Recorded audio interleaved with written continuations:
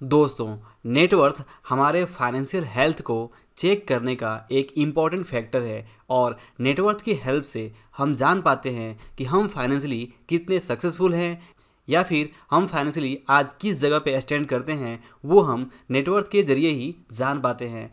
और कई सारे लोगों के मन में ये सवाल आता है कि जो हमारा नेटवर्थ है वो कम से कम कितना होना चाहिए। तो आज के इस वीडियो में मैं आपसे यही बात करने वाला हूँ कि जो हमारा नेटवर्थ है वो कम से कम कितना होना चाहिए। अब वैसे तो इस सवाल का बहुत ही सिंपल जवाब है कि हमारा नेटवर्थ जितना ज़्यादा हो उतना ही अच्छा होगा, लेकिन फिर भी कई सारे लोगों के मन में आता है कि नहीं, ये कम से कम नेटवर्थ जो होता है वो कितना होना चाहिए। तो वही आज की इस वीडियो में हम जानने की कोशिश करेंगे। और दोस्तों, अगर बात करें कि नेटवर्थ को कैसे कैलकुलेट किया जाता है तो इसका सिंपल सा फॉर्मूला है total assets minus total liabilities.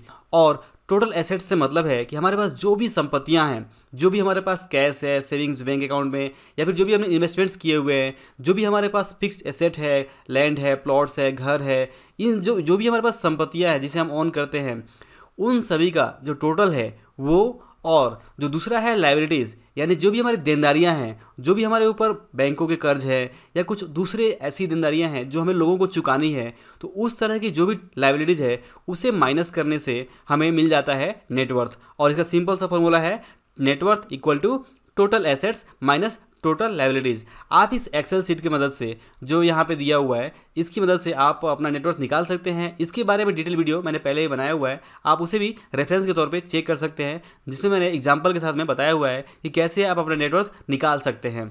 इस वीडियो में मैं आपसे बात करने वाला हूँ कि जो हमारा मिनिमम एक नेटवर्थ होना चाहिए वो कितना होना चाहिए। तो जैसा मैंने पहले कहा कि नेटवर्थ हमारा जितना ज़्यादा हो उतना अच्छा है, लेकिन फिर भी अगर हमें एक मिनिमम अमाउंट जानना हो तो उसका एक फॉर्मूला है जो थॉमस स्टैनले और विलियम डेंको ने अपनी book the millionaire next door में बताया हुआ है। और वो फॉर्मूला कुछ ऐसा है कि net worth equal to your age into your total income, जो भी आपकी ईयरली इनकम है वो डिवाइडेड बाय 10।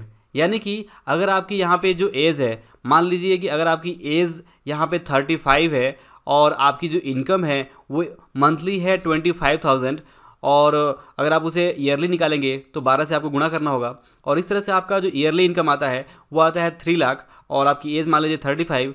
तो सिंपली हमें क्या करना है कि जो 35 इंटू हमें करना है 3 लाख और डिवाइड करना है इसको 10 से। तो जैसे ही वे करते हैं तो हमारे पास जो रिजल्ट आता है वो आता है 10,50,000। तो इस तरह से आप यहाँ पे अपना जो एक मिनिमम नेटवर्थ होना चाहिए वो आप यहाँ पे इस फॉर्मूले के अंदर कैलकुलेट कर सकते हैं। लेकिन याद रखिए कि ये कोई एक फिक्स्ड फार्मूला नहीं है, और फाइनेंशियल वर्ल्ड में कोई भी फिक्स फार्मूला नहीं होता। हम सबकी पर्सनल फाइनेंशियल कंडीशन अलग अलग होती है, तो कोई भी फार्मूला हर किसी के लिए अप्लाई नहीं होता। लेकिन फिर भी आप एक अंदाज़ा ले सकते हैं कि आपका जो मिनिमम नेटवर्थ है वो कितना होना चाहिए। याद रखिए कि जैसे जैसे आपकी एज बढ़ेगी तो जो आपका नेटवर्थ होना चाहिए वो यहाँ पे बढ़ता जाएगा। मान लीजिए कि अगर आपकी एज है यहाँ पे 40 और आपकी जो इनकम है वो भी अगर बढ़ती है तो आपका जो नेटवर्थ होना चाहिए वो भी ज़्यादा होना चाहिए। यहाँ पे मान लीजिए अगर आपकी 40 साल की एज में जो आप पर मंथ कमा रहे हैं, अगर आप 40,000 रुपये कमा रहे हैं वहाँ पे, तो आपका जो नेटवर्थ होना चाहिए वहाँ पे 19,20,000 रुपये होना चाहिए। तो आप इस सिंपल फार्मूले की हेल्प से ये समझ सकते हैं कि आपका जो नेटवर्थ है वो कम से कम कितना होना चाहिए। और आपका नेटवर्थ जितना ज़्यादा हो ये तो बहुत अच्छी बात है, लेकिन इस फॉर्मूले की हेल्प से हम ये समझ सकते हैं कि कम से कम हमारी जो नेटवर्थ है वो कितनी होनी चाहिए। और दोस्तों, नेटवर्थ के बारे में और कुछ खास बातें हमें ध्यान में रखनी होती है। नेटवर्थ पॉजिटिव या निगेटिव भी हो सकता है, और नेटवर्थ समय के साथ बदलता रहता है। और नेटवर्थ समय के साथ इसलिए बदलता है क्योंकि जो हमारी एसेट्स होती हैं और जो हमारी लायबिलिटीज होती हैं उनके वैल्यूज़ बदलते रहते हैं। अगर हम अपने लोन को चुकाते रहते हैं तो जो हमारी लायबिलिटी है, जो लोन्स है, वो कम होते रहते हैं, और जो हमारे एसेट्स के वैल्यू होते हैं वो बढ़ते जाते हैं। जैसे हमारे पास कुछ स्टॉक्स है, बॉन्ड है, या फिर कुछ हमारे पास लैंड है, प्लॉट्स है, कुछ गोल्ड है, तो उसके जो भाव है बढ़ते जाते हैं। इस वजह से जो हमारा एसेट्स है वो बढ़ता है, और अगर हम अपने लोन्स को टाइम पे चुकाते रहते हैं और लोन्स ज़्यादा नहीं लेते हैं तो लायबिलिटी जो हमारी होती है वो कम होती जाती है। तो यंग एज में अगर देखा जाए तो जो हमारा नेटवर्थ होता है वो उतना ज़्यादा नहीं होता है, क्योंकि हमारे ऊपर कई सारे लोन्स भी होते हैं। लेकिन धीमे धीमे जब एज बढ़ता है और अपने लोन्स को चुकाते रहते हैं और अपनी जो एसेट्स है उसे बढ़ाते रहते हैं, तो जो हमारा नेटवर्थ है वो वहाँ पे बढ़ता जाता है। तो आप भी यही कोशिश करिए कि समय के साथ जो अपना एसेट्स है उसे आप बढ़ाते जाइए, और जो अपनी लोन्स लायबिलिटीज़ है उसे आपको यहाँ पे कम करना होगा।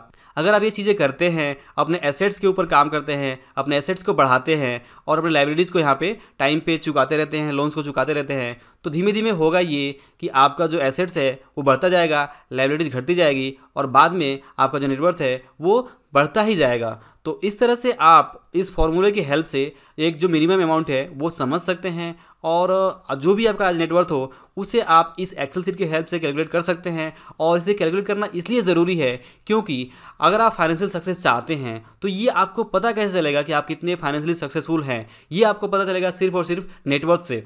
तो इसलिए नेटवर्थ का जो कैलकुलेशन है वो बहुत ही ज़्यादा इंपॉर्टेंट है। ये आपके फाइनेंशियल गोल्स की तरफ जाने का जो पहला स्टेप है वो ये है कि आप ये समझें कि आज आप कहाँ हैं, और वो आप तभी जान सकते हैं जब आप अपना जो नेटवर्थ है उसे कैलकुलेट करते हैं।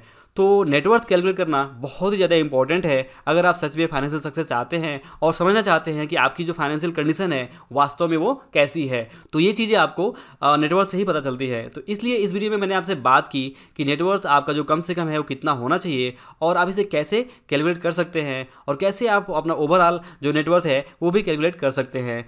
तो दोस्तों ये तो हो गई बात कि आपका नेटवर्थ कम से कम कितना होना चाहिए। नेटवर्थ के बारे में अगर आप और डिटेल में कुछ जानना चाहते हैं तो इसके बारे में जो मैंने पहले वीडियोस बनाए हुए हैं उसके लिंक आपको इस वीडियो के नीचे डिस्क्रिप्शन में मिल जाएंगे, आप उसे एक बार जरूर चेक करिए। और आई होप कि आपको इस वीडियो से ये समझ में आ गया होगा कि आप कैसे अपना एक जो मिनिमम नेटवर्थ का फॉर्मूला है उसका इस्तेमाल करके आप जान सकते हैं कि आपका नेटवर्थ कितना होना चाहिए। तो आई होप कि आपको ये वीडियो जरूर पसंद आया होगा, और अगर आपको वीडियो पसंद आया हो तो इसे लाइक और शेयर जरूर करिए।